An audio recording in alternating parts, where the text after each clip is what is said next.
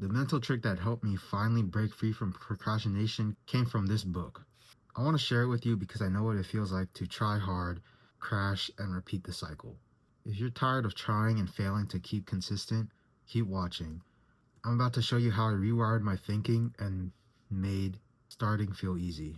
So the things I'm going to talk about in this video are 1. How certain feelings kill your progress without you noticing. 2. A simple self-talk shift that can build momentum fast.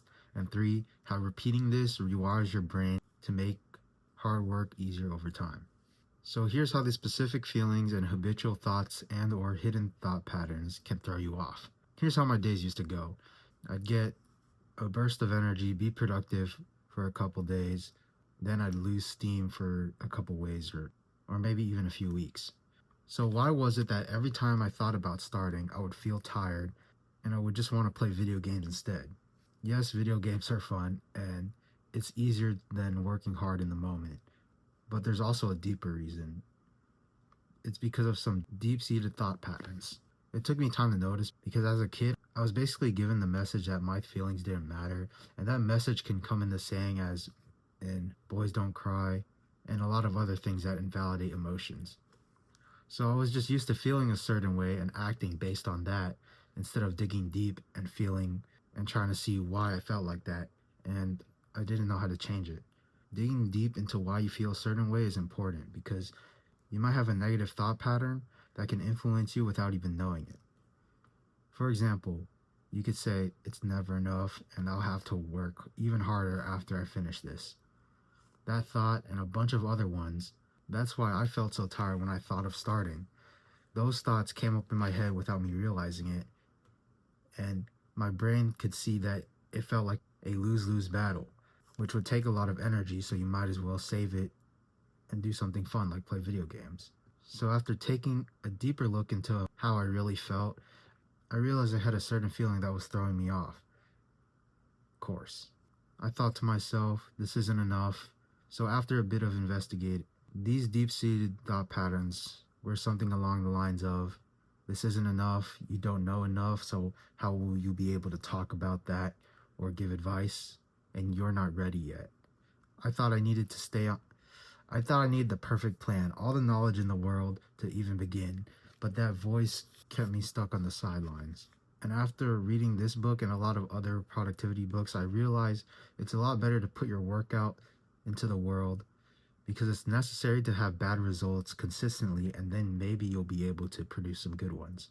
I had a perfectionistic voice in my head that convinced me that I'm not enough yet, that I need more time, more prep, more research, and because I was waiting for the perfect moment, I never started. This is the trap that silently kills your progress without you even noticing if it's there.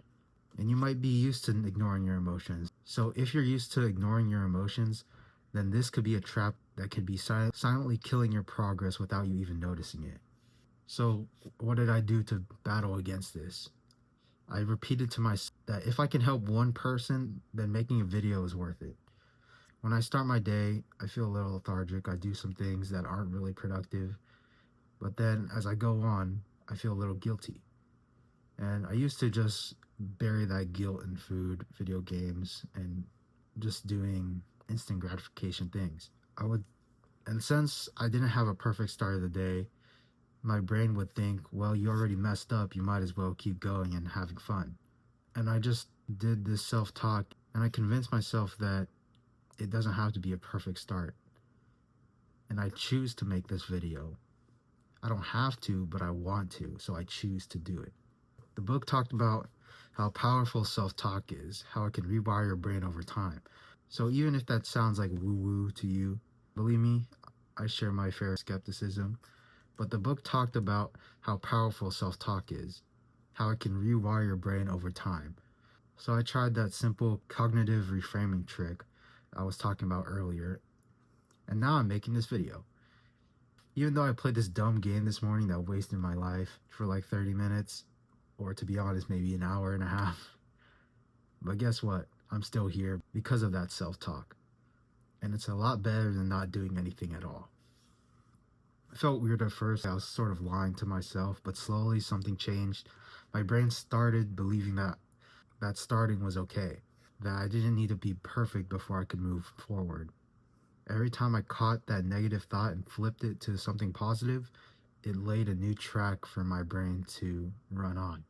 When you change the words you tell yourself, you change the neural pathways your brain uses when facing a task. Right now, procrastination feels automatic because your brain has been wired that way for years. By consciously telling yourself that it's okay to start even though it's not perfect, you're breaking that loop. The more you repeat it, the easier it gets. Eventually, starting feels safer than stalling. So that's why I say, about using this trick today.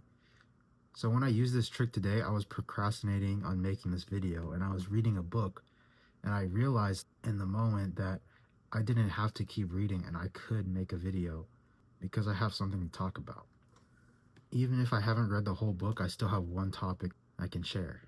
And I realized, and I know, and even though it does feel weird to not keep reading, because a lot of the time I would read a lot and not really do anything about it, several other books made me realize that it's a lot better to put bad work out into the world consistently than not putting anything out at all. And I also keep telling myself that you have to be bad consistently before you can actually be good. So if you've been stuck waiting until you feel like you know enough or you're ready enough and you're tired of not taking action, try the things I said in this video. And by the way, the book is called The Now Habit by Neil Yorey. I hope I pronounced that right. Just, if you could do one thing, turn off the technology, look into how you actually feel, and see those self-defeating statements you say to yourself. Reframe it by doing something like what I did, and repeat those cognitive reframes until you believe it. Because your progress doesn't start with the perfect system. It starts the moment you tell that voice no. If this helped you, hit subscribe because I'm sharing more of these mental tricks. I'm thinking about releasing a video about the deeper side to procrastination and how your childhood and the habits you got from it can interrupt your progress in life now.